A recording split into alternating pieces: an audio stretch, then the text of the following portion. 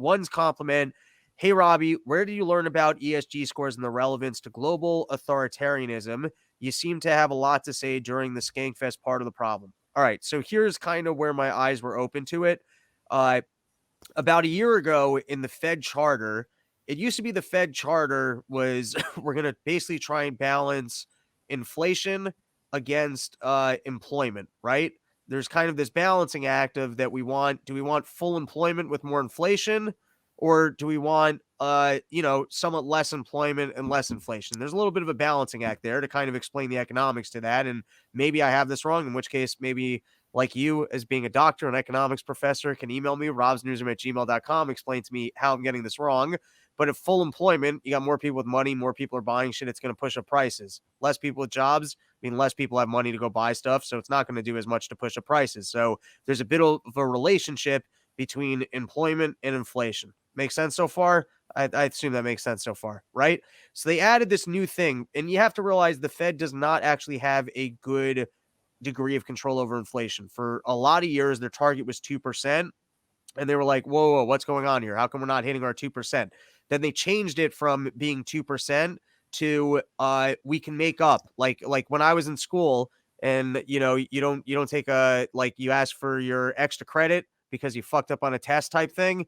So what the Fed was doing was if they missed their 2% target inflation, they said, all right, well, then in the next year, if we do 4%, we're making up for the previous year. So it's okay. And they were never able to do that. The point being, the Fed seems to make this claim that they can balance inflation and employment, and they don't have a very good track record of even hitting their inflation targets.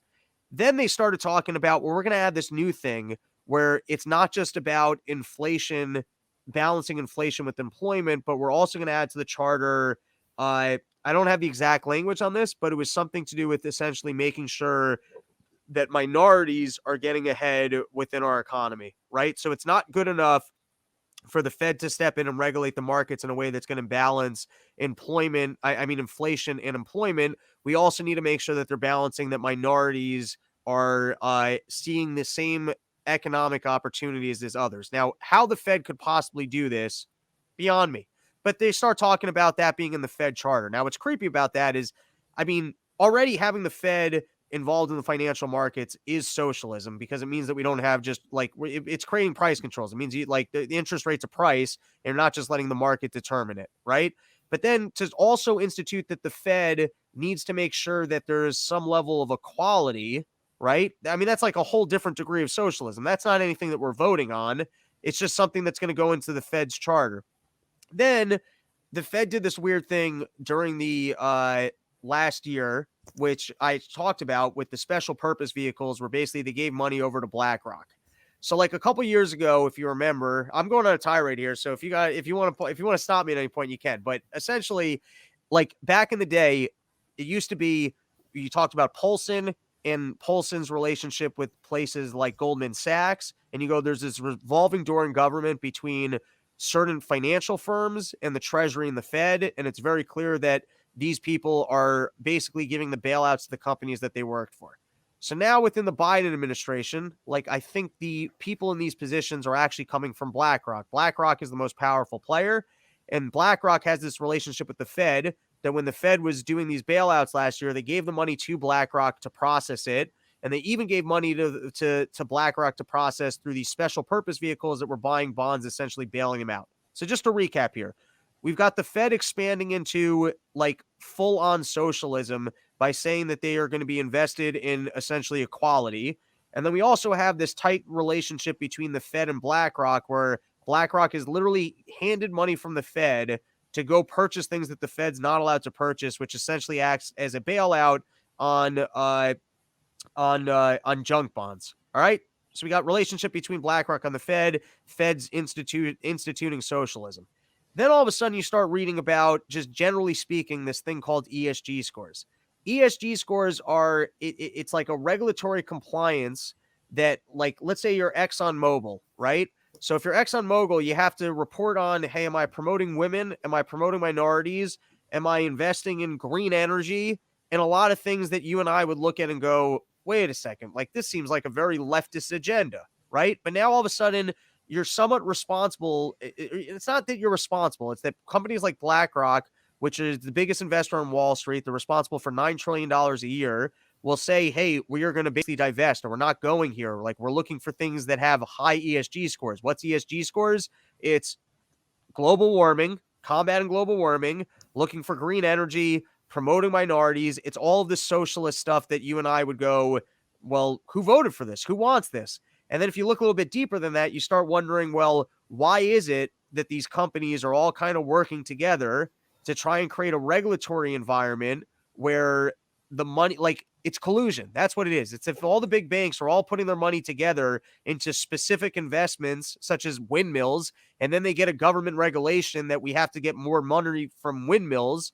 So then all of a sudden their investments are profitable. So what you start to realize is it's the entire ESG thing, because without the regulations, here's where we all get cheated. I went on a long rant here, so I appreciate that you sat there and just listened to me. All of these regulations, in a market that's free, the only way you make money is if you're handing people value. If a regulation comes in that allows you to make money without providing something of value, there's theft there. That means every single person, right? So, for example, if I can go across my street and buy gas for $1, and all of a sudden a new regulation comes in where that gas is $4, so all of a sudden, instead of being able to buy gas for $1, the windmill down the street is profitable, but it costs me $4. That's a theft of $3 for me every single time. Let's just say, what does a gallon of gas do for you? 30 miles, it gets you 30 miles down the road. Or let's say every time I drive my car, I'm basically good for 4 days, right? Off of $50. So now I got to spend $150 every 4 days. It's literally theft. It's almost like, you ever see the movie, The Lady Killers? You ever see that movie? No. Lady Killers, it's not the best, it's not the best Coen Brothers film, but it's a Coen Brothers film where essentially they're going to rob a bank. And what they say is, listen, even if we rob this casino, the theft gets spread out because it ends up getting paid by the insurance company, right? And so therefore it's just a penny from everybody. But now look at this the other way. It's like taking dollars from all of us on a daily basis. And it's not just your gas bill, it's your energy bill. It's like your entire way of life. So it's like there's a massive amount of theft, which would result in a transfer of wealth, essentially from your poorest people who all need to buy energy on a daily basis into the hands of the big banks and the people that can actually control the regulatory environment to make these fucking windmills and other bullshit profitable. There you go. That's the scoop on ESG. Yeah, I could see them just changing what the ESG scores mean, just to make sure it's just companies that are willing to follow whatever they want to do. But all right, but that ties into what I've been saying, is that I can look at the news and see that they're lying to us, and I can see, hey, I know that the big banks are pulling this racket here where they want to be profitable, right? And I know that they kind of own the Fed, and I know that they kind of own the politicians, but where I don't go is, hey, Kissinger is actually sitting in a room with Bill Gates and the head of the China Communist Party, and they're realizing that in order to push these agendas, they need to leak a virus onto the world. And so they actually sat down and, pre-thought out how to have this virus.